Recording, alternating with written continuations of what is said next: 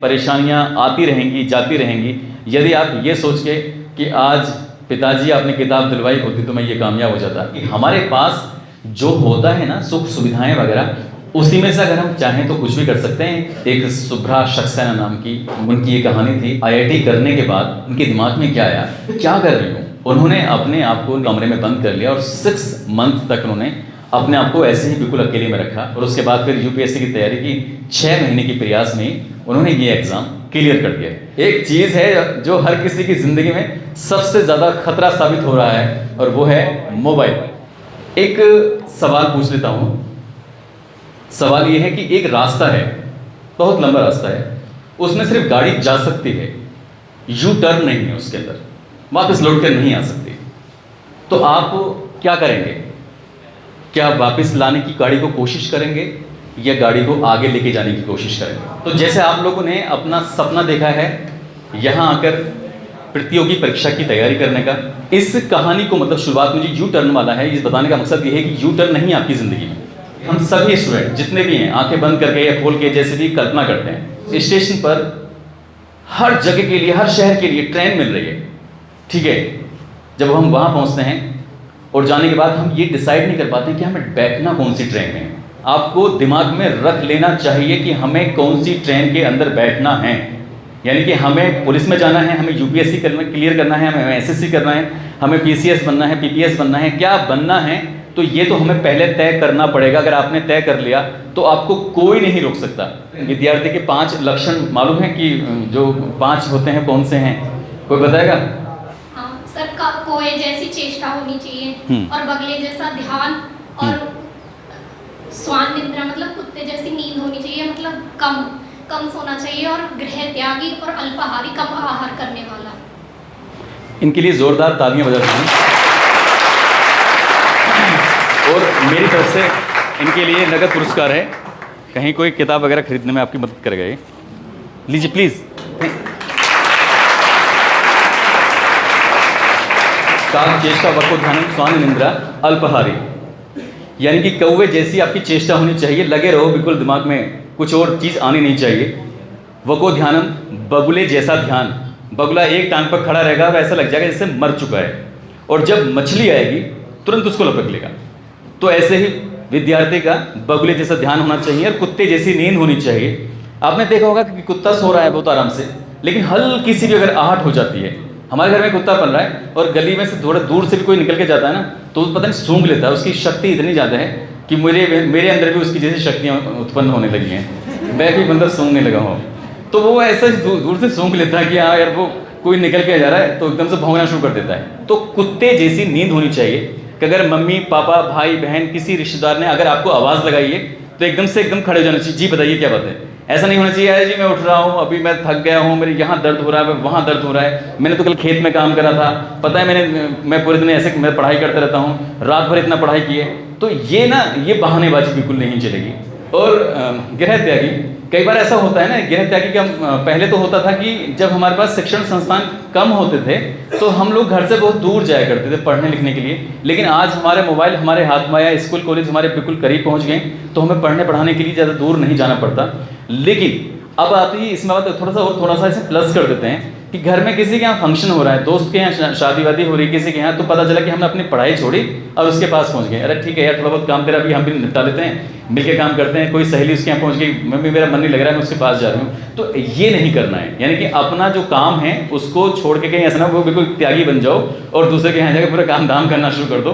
तो आपको अपना काम पहले यहाँ सेल्फिश हो जाओ। और कामयाबी हासिल करने के लिए आपको कुछ इस तरह से करना पड़ेगा। एक हिरनी जंगल में ऐसे ही टहल रही थी, घूम रही थी, अचानक से उसको प्रसव पीड़ा होने लगी। जब उसे प्रसव पीड़ा हो रही थी तो वो थोड़ा सा परेशान थी, इधर से उधर चल रही थी। अचानक उस हिरनी की नज़र एक शिकारी पर पड़ जाती है। अब जो शिकारी है उस हिरनी को मारने के लिए उसने अपने तीर को कमान में लगाया और उसे निशाना साध रहा था। हिरनी ने उसे देख लिया तो उसे बचकर वहाँ से निकलने की उसने आगे कोशिश की। हिरनी धीरे धीरे रास्ता बदलते ही इधर से उधर जा रही थी और रास्ते में आगे पता चला कि भूखा शेर था जो उस हिरनी को बड़े गौर से देख रहा था। उसने सोचा कि आज तो खैर भोजन आ गया है, अब उसे पेलेंगे खाएंगे आराम से। तो उस हिरनी ने अब इधर देखे तो इधर शिकारी शिकार के चक्कर में लगा हुआ है, सामने देखे तो ये राजा साहब आए हुए हैं ये खाने के लिए, यानी कि शेर भूखा है। और उसने देखा कि यार ठीक है, वो आगे थोड़ा चलती है तो पता चला कि आगे नदी थी, अब उसमें जाती है तो वो उसमें मारी जाती है। अब इधर जंगल में आग लग चुकी थी, यानी कि चारों तरफ उसके परेशानी ही परेशानी खड़ी हो जाती है, वो करे तो क्या करे। तब उसने अपने आप को एक जगह स्थिर किया, शांत करने के बाद उसने सोचा कि ये जो वक्त है, परेशानी वाला ये दौर है, इस वक्त सबसे ज़्यादा ज़रूरी काम कौन सा है। इस वक्त उसके लिए सबसे ज़्यादा ज़रूरी वक्त वो था कि उसने कहा कि ठीक है, मेरे साथ जो होगा सो होगा, इस दुनिया में एक बच्चे का जन्म होने वाला है, मुझे उस बच्चे को जन्म देना चाहिए, बाकी देखा जाएगा जो भी कुछ होता है। अब उसने बच्चे को जन्म देने के लिए जैसे ही उस स्थान पर बैठने की कोशिश की, इसी बीच में शिकारी ने उस पर तीर चला दिया। वो बैठ जाती है और तीर वो आगे निकल जाता है, तीर आगे निकल के सामने जो शेर था उसको, और शेर मारा जाता है। तो ऐसे ही हमारी जिंदगी में बहुत सारी दिक्कतें परेशानियां आती रहेंगी, जाती रहेंगी। यदि आप ये सोच के कि आज पिताजी आपने किताब दिलवाई होती तो मैं ये कामयाब हो जाता, किताब तो पड़ोसी से मांगे भी काम चल सकता है, लेकिन एक चीज़ है जो हर किसी की ज़िंदगी में सबसे ज़्यादा खतरा साबित हो रहा है, और वो है मोबाइल। तो इसलिए इस मोबाइल से दूर रहो, पास रहो तो सिर्फ इतना कि जब आपको क्वेश्चन पूछना हो कि उत्तर प्रदेश का या भारत का वो सबसे बड़ा रेलवे स्टेशन या वो रेलवे स्टेशन जहाँ से सबसे ज़्यादा शहरों के लिए गाड़ियाँ मिलती हैं कौन सा है, गूगल बाबा प्लीज़ हमारी मदद करो, तो वो मदद कर देंगे।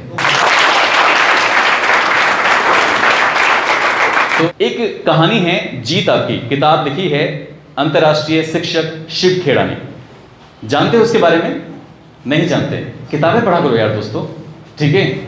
किताबों से ज्ञान ज़्यादा मिलता है, मोबाइल से जो ज्ञान मिलता है वो कुछ देर के लिए रहता है, वो गायब हो जाता है। उस जीत आपकी किताब के अंदर एक बहुत ही प्यारा सा एक पार्ट है हामिद का। एक हामिद नाम का ऐसा कैरेक्टर है, चरित्र है। उस हामिद के घर में खुशियाँ हैं, सब कुछ है, घर बार सब कुछ है उसके घर में। लेकिन एक दिन उसके घर के पास से एक भिखारी जा रहा था। बाबा जब जा रहे थे तो जाते जाते उन्होंने आवाज़ लगाई कि कोई है, तो आवाज़ जब लगती है तो वह निकल के आते हैं कि हाँ जी बताइए क्या बात है, भाई भिक्षा दे दो। वो भिक्षा दे देते हैं उनको, और जब भिक्षा दे दी जाती है तो इसी बीच में वो करते क्या हैं, कहते हैं कि हफीज़ तुम्हें पता है कि अगर तुम्हें इतना जितना बड़ा नखून है, ये अंगूठे का नखून है, इतना बड़ा नखून अगर तुम्हारे पास हो, मिल जाए तो तुम पूरे गांव को खरीद सकते हो। जब ये बात हफीज़ ने सुनी तो उसने कहा अच्छा, हीरे की इतनी बड़ी पावर होती है? कहा हाँ वाकई इतनी बड़ी पावर होती है। बोला अगर अंगूठे के बराबर मिल जाए तो ये गांव तुम्हारा, तुम इस गांव के मालिक बन सकते हो, इतनी मतलब उसका कीमत होती है। वो बाबा बेचारे भी भिक्षा मांग रहे हैं और देखो वो कितनी बड़ी बड़ी बातें कर रहे हैं। तभी उन्होंने कहा कि अगर मुट्ठी भर मिल जाए तो इस डिस्ट्रिक्ट के पूरे के मालिक हो जाओगे, इतना उसकी मतलब वैल्यू होती है। अब ये बात सुनने के बाद हफीज़ को लगा कि यार ये मिलता कहाँ है, किसी से पूछा, बोले कि हाँ फला जगह खुदाई करते हैं, वहाँ पहाड़ों के पास मिल जाते हैं, ऐसे वैसे करके रास्ते बताए। अब हफीज़ ने अपनी पत्नी से कहा कि मैं तो चला हीरा ढूंढने के लिए, इसलिए मैं अपना घर बार सब कुछ बेच रहा हूँ, कुछ पैसे की ज़रूरत मुझे है, कुछ रखो तुम जहाँ चाहो वहाँ चले जाना, और मैं हीरे की तलाश में निकल जाता हूँ। अब हफीज़ निकल जाता है, इधर से उधर चलता रहता है। ये साउथ अफ्रीका की कहानी है, सच्ची कहानी है। जब इधर से उधर जाता है, जाते जाते वो जैसे वक्त आगे बढ़ता चले जाता है, उसके पास जो पैसे थे वो पैसे खर्च होते चले जाते हैं। मतलब मैं जो आपसे बात कर रहा हूँ वो आप तक पहुँच रही है ना? साउंड वाउंड सही है ना? हाँ ठीक है।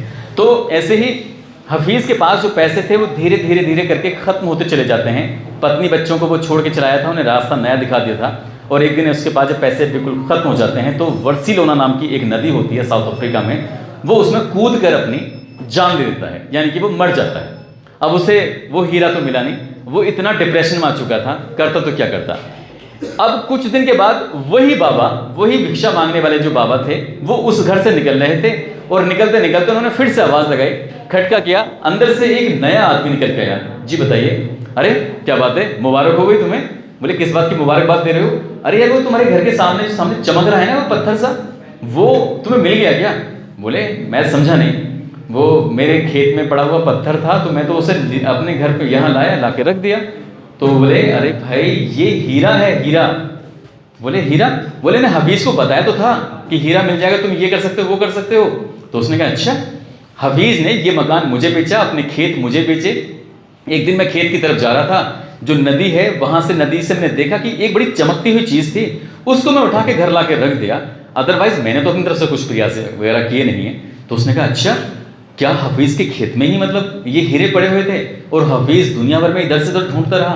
तो इस कहानी से तात्पर्य ये निकलता है कि हमारे पास जो होता है ना सुख सुविधाएं वगैरह, उसी में से अगर हम चाहें तो कुछ भी कर सकते हैं। हमारे पास ही ऑप्शन होते हैं, हम इधर भागते रहते हैं, यार काश मेरा एडमिशन वहाँ हो जाए ना मुखर्जी नगर, तो मैं तो नहीं क्या कर जाऊँगा, काश मेरा एडमिशन कोटा में हो जाए तो मैं क्या कर जाऊँगा। ऐसे ही बहुत सारे एग्जाम्पल ऐसे हैं। एक शुभ्रा सक्सेना नाम की, उनकी ये कहानी थी, वो पढ़ी, IIT उन्होंने की। IIT करने के बाद उनके दिमाग में क्या आया कि मैं क्या कर रही हूँ, ये तो सब रोज़ का रूटीन है, सुबह उठे ये करा वो करा। तो उन्होंने सोचा कि क्यों ना मुझे कुछ नया करना चाहिए। उन्होंने अपने आप को नेताजी सुभाष चंद्र बोस की तरह अपने आप को कमरे में बंद कर लिया और 6 मंथ तक उन्होंने अपने आप को ऐसे ही बिल्कुल अकेले में रखा। और जो भी सुख सुविधाएं थी, खाना पीना, आना जाना, रोटी पानी जो भी था, वो कमरे में ही पहुंचता रहता था। 6 महीने जमकर उन्होंने मेहनत की और जमकर मेहनत करने के बाद साल 2009 में पूरे ऑल इंडिया लेवल पर UPSC में पहली रैंक को लेकर आई थी। जब उनसे पूछा गया तो पत्रकार से उन्होंने कहा कि मैंने अपने आप को पूरे समाज से, दोस्तों से, सबसे दूर कर लिया था, अपने बच्चों से भी दूर कर लिया था, इतनी सेल्फिश हो गई। और उसके बाद फिर UPSC की तैयारी की, 6 महीने की प्रयास में उन्होंने ये एग्ज़ाम क्लियर कर दिया। तो इसलिए इनका जो सवाल था कि ये सब जो चल रहा है समाज में से कैसे दूर रहें, तो आपको किसी खुद ही दूर रहो, सब कुछ होता चला जाएगा और फिर सबको काम कर लीजिए। बहुत बहुत शुक्रिया, धन्यवाद।